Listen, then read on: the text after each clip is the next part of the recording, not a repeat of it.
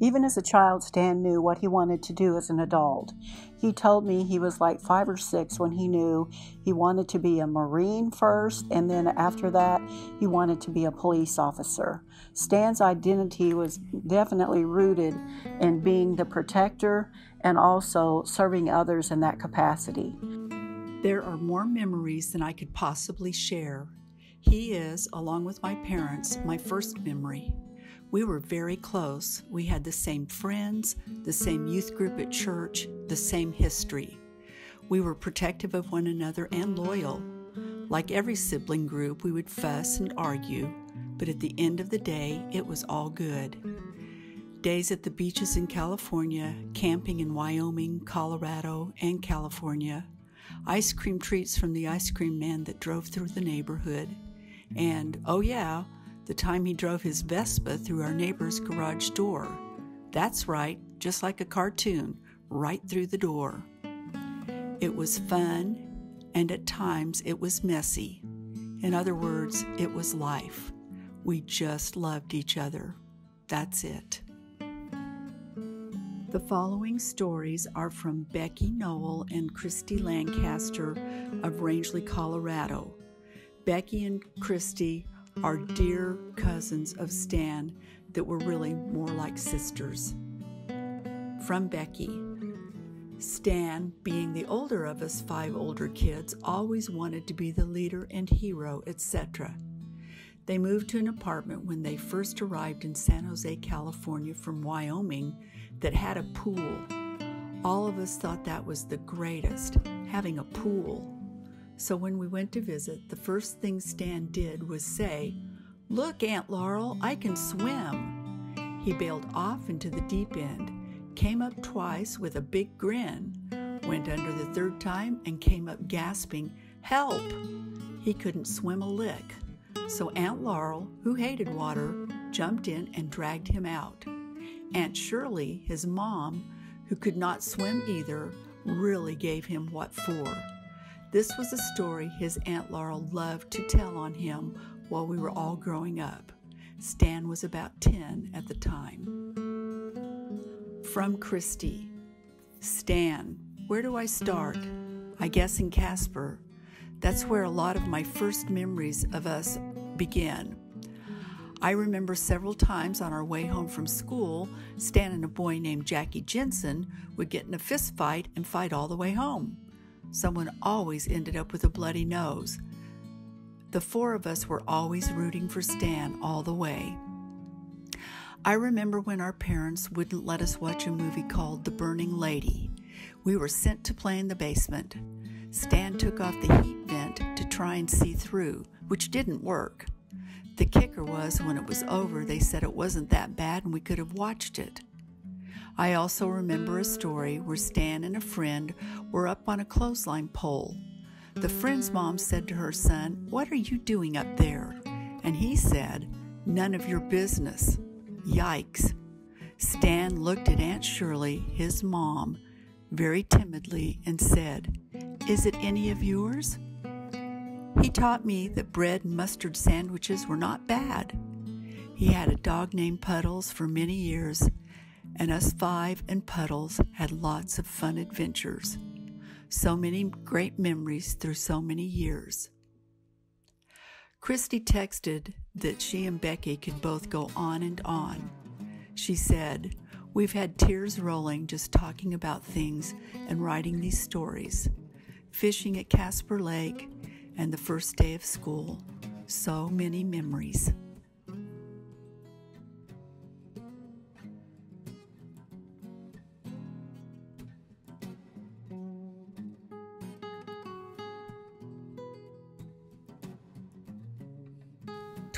July 1968.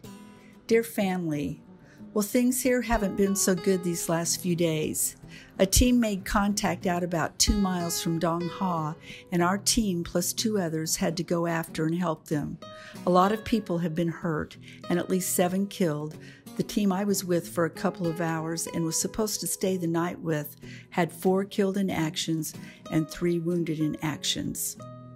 I may get a letter of commendation and a small award because Hillbilly, one of the guys in the squad, had heat exhaustion and we went out after him with the enemy all around. Feels weird being shot at. You don't think about it at the time. Me and Hillbilly were on flank security and drew sniper fire. His real name is Cameron. That's Hillbilly. He's my best friend. We have watches at the same time. He got his name because of his like for country music and his Tennessee accent. 25 August 1968. Dear family, sorry I haven't written, but I have been as busy can be. Hillbilly, my best friend, was killed the 19th in a contact, and I picked up some shrapnel, but it didn't even hospitalize me. But I get a heart just the same. Twiggy said he and Lurch were going to put me and Bill up for Lance Corporal. End quote. What Stan doesn't say in this letter, but told us later when he returned home, that he carried his best friend Hillbilly off the field over his shoulder. He didn't realize that he had already been killed, but it didn't matter because he would have carried him anyway. February 19th, 1969. A real good buddy of mine, E45, is on Juliet relay and he only has 12 days in the Corps left. He is in a deep, deep hole. I really feel sorry for him. I would take his place if he could get out of there. In fact, he has his flight date in for day after tomorrow after 21 months here. Everyone here would take his place so he could go home. February 19th, 1969. Write soon and take care. Please put in some extra prayers while I'm short. I want to take every precaution. And also for the guys here, the action is getting kind of bad. Love always, Stan. The last letter we received from Stan in Vietnam is dated May 19, 1969. The event he describes happened on May 13th. He remembered that date for the rest of his life. In many ways, that day changed everything for Stan and his brothers. May 19, 1969. Dearest family, this has been the worst week of my life. Chuck, Mo, Doc Wren, Skip Woods were all killed. Tim Johnson, Dean Gaddis are real bad off. I just can't believe it. The coolest dudes in the world. I finally got my flight date. It's for the 24th. I should be in the States the 30th. That will give me a chance to go to Dawn's wedding, maybe. I'll write when possible, but I can't go on a once a week or so promise. I have been in the bush for one thing. Me and Chuck Herman were in the contact. We didn't get hurt at all. Mo was really messed up. He was my best friend here. All of us were like brothers. I think I felt as bad as if it would have been a relative. We ate, slept in the same place. It was just a family. Well, I have to close. Stan. What Stan doesn't say in this letter, he shared when he returned home. The two buddies that were in very bad shape also died. He didn't share his story for several months. Here is the rest of the story. Stan's recon team was on a mission. They had set up a minefield around them to help avoid enemy crossing. Stan was the radio man in addition to his infantry recon responsibilities. The team was ambushed. It was horrific. Stan was in radio contact with his base camp while fighting. He experienced a dark horror. He radioed that he was going to blow the mines to stop the attack and infiltration. He was told to just try and get out because he would be killed if he initiated the mines. His response was, quote, "I'm already dead," end quote, which he truly believed was about to happen. And with the courage and bravery he was known for, he tripped the wires and the enemy was pushed back. He was still alive. His brothers were not. Some were married with children, some were 19-year-olds just like him. They were his family, and the bond was deep. What he saw was carnage and devastation. What he felt was agony, and later, survivor's guilt because he had not perished that day like the others. He received commendations for his bravery and valor. That was appreciated, but it couldn't remove the images and the emotions connected to that day and so many other days during his tour in Nam. Stan came back to our little home in Bixby, Oklahoma, about 10 short days after this contact. He was in the bush of Vietnam, then in our living room, as if nothing had happened. He was kind, generous with his service pay, and loving. But his eyes were different, his affect at times flat. Like many veterans, he carried that time in his heart and mind for the rest of his life. I just want to say that while Vietnam did define him in many ways, it's not the only thing that defined him. If anything, it highlighted his courage and bravery and his protective, kind heart. The PTSD took a huge toll. That cannot be denied. However, his love for God, family, and his country never faltered. He struggled. He kept on walking and fighting the good fight.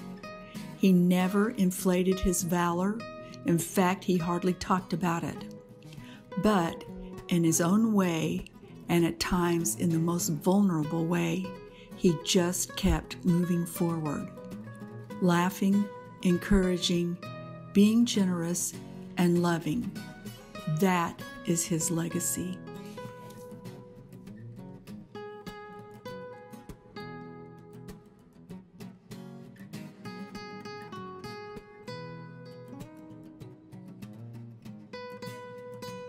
This is Kenneth Argo, Stan's son, reading a clip from Stan's friend, Ray Brown. My name is Ray Brown, and I've been a friend of Stan since 1976. I met Stan in March of that year at the Aurora Police Academy in Aurora, Colorado as new recruits. We hit it off right away. We had many things in common. We were both veterans, we loved the outdoors, and most of all, we had a similar sense of humor. As police officers, we both loved the action, working evenings and the night shift. Eventually, both of us were picked for the SWAT team. I remember working an evening shift when a robbery went down. At that time, it was one officer in one patrol car. There was no partnering, but Stan and I were on the same team. Well, the dispatcher called out the robbery, giving the description of suspects and vehicle. Everyone immediately started looking. In about 2 minutes, Stan came over the radio.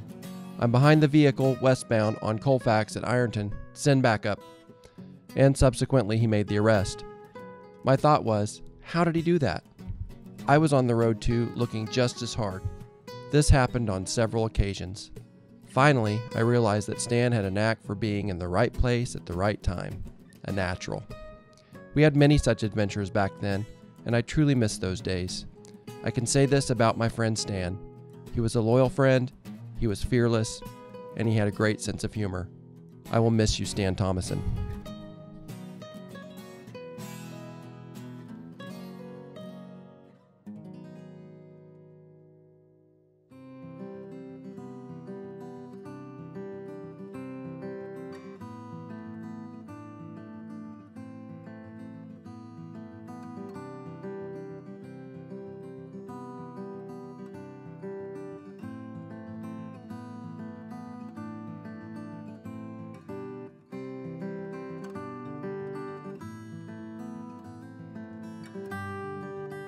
My name is Rhonda Thomison, and I'm blessed to say that I was the wife of Stan Thomison for 30 years.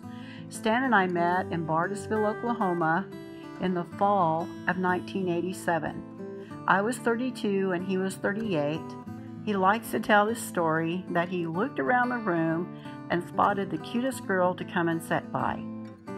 Now, I'm not sure that that is true, but it didn't take either one of us long to realize that this was more than just mere attraction. This was a God thing, God moving in both of our lives, and bringing us together to have a long and lasting relationship.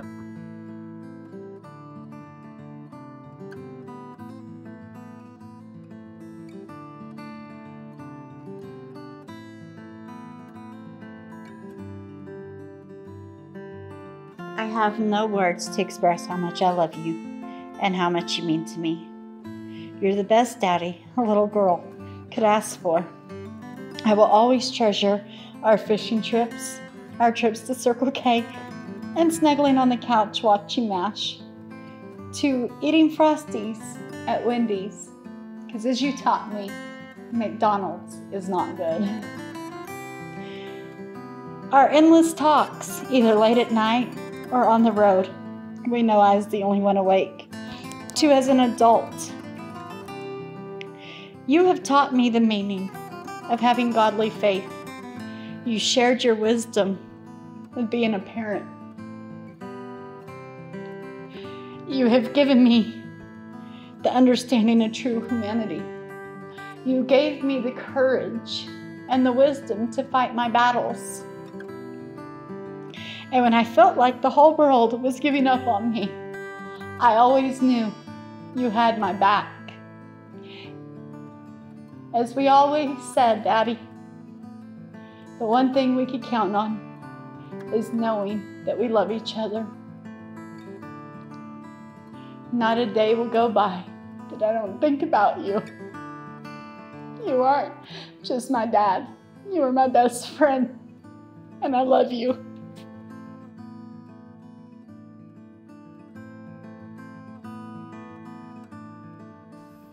Stan had many interests in his life. He loved building guitars, playing golf with his Wednesday league, fly fishing with his buddies down at the Trophy Waters. Of course, he loved his beloved Broncos and watching them, and arguing with the TV, as every good political junkie will do. But I think the most favorite thing Stan enjoyed was being Papa. He loved being Papa. He loved the time that he got to share with them, and he was so proud of each one of his grandchildren and great-grandchildren. In fact, I think it's one of the reasons Stan continued to fight was because of his grandchildren. He wanted to be around them, and he wanted to share in their accomplishments and see them reach new goals. Also, he wanted to be a positive influence in their life. He wanted to sow love, faith, strong moral values into each one of them. He told me that he never regretted getting his LVAD because it brought him closer in his relationship with Jesus, and it added days to his life, which allowed him to be a part of graduations, weddings, births, holidays, a lot of special events, and then also just the day-to-day simple pleasures of living. When I think of Stan, I think of his courage in the face of adversity, and his love of family and friends, and his devotion to the ideas that he believed in. Stan truly was a man who lived his life well. My name is Matthew Argo, and I am the grandson of Stan Thomison. Papa was the best grandfather I've ever had, and I enjoyed my time with him. We went on many adventures together with Nanny and Andrew. One of our more prominent adventures was our trip to Maine. I was his navigator and company day and night. I will always cherish the memories I have of Papa chilling at the house, watching Big Bang, Buffy the Vampire Slayer, and Highlander. His artistic ability amazed me, especially when he could make a simple piece of wood into a beautiful acoustic instrument. I will always cherish the memory of him and I making my violin one summer, of which was of a beautiful design.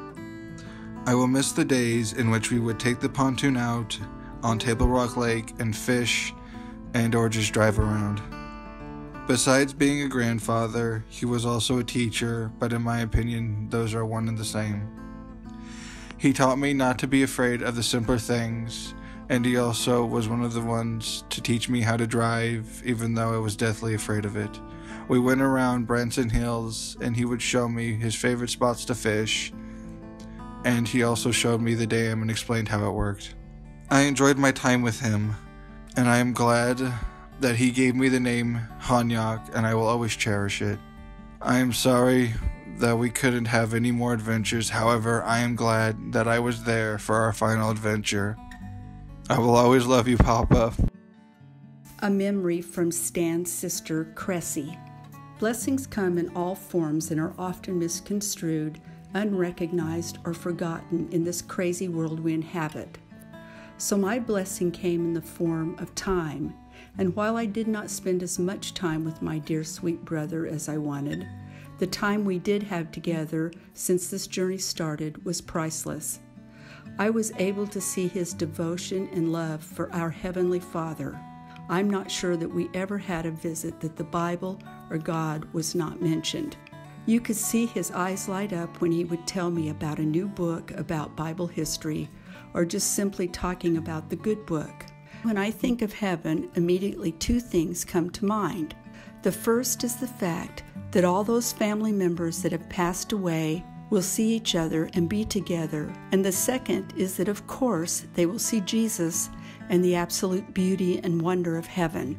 The lesson reminded me of all the other people in heaven: Abraham, Jacob, Noah, and virtually an endless list of those that we all learned and read about growing up.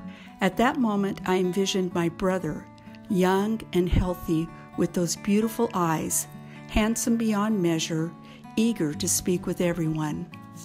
The way he would light up when it was just me sharing in that biblical conversation, I have no doubt that beautiful smile is radiant, being in the presence of all those who have gone on before him.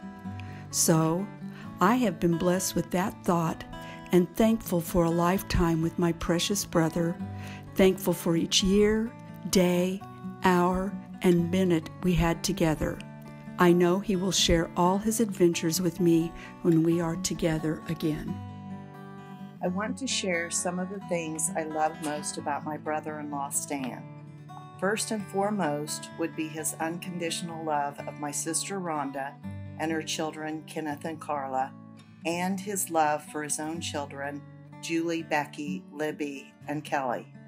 I also love Stan's optimistic approach to life and his resiliency. Stan had a self-deprecating sense of humor, which I loved, and a very distinctive laugh that I'm sure you all remember. Lastly, Stan left a legacy that I hope we will all remember long after this service. Love, integrity, humility, optimism in the face of adversity, valor, friendship, and a belief in eternal life. So until we meet again, Stan, keep an eye on all of us. Kathy Pinot, one of your many fans.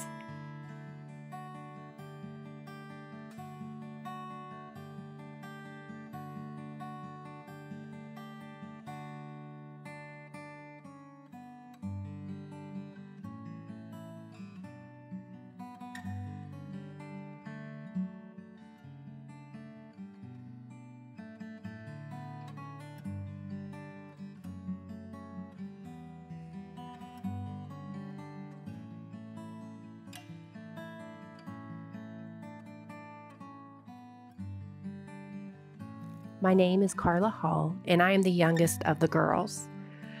Though Stan was not my biological father, he has always been my dad.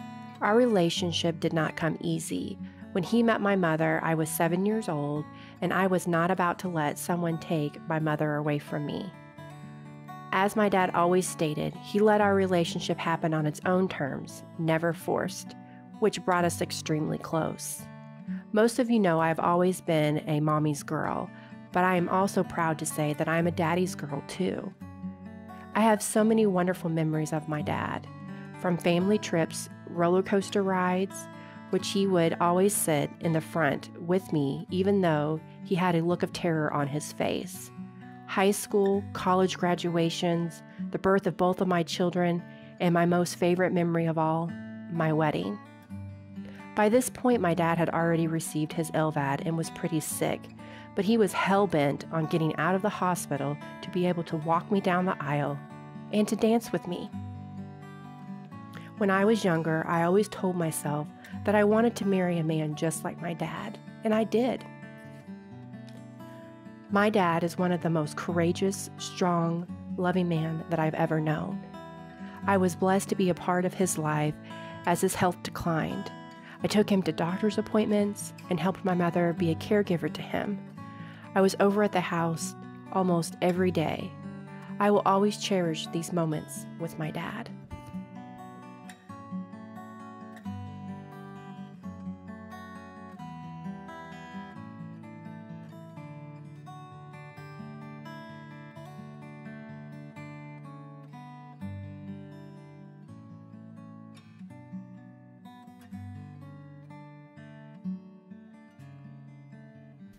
Stan and I have had some amazing moments and adventures in our lives.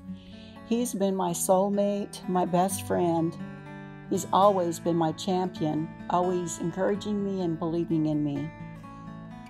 He was my strong shoulder and my soft place to land.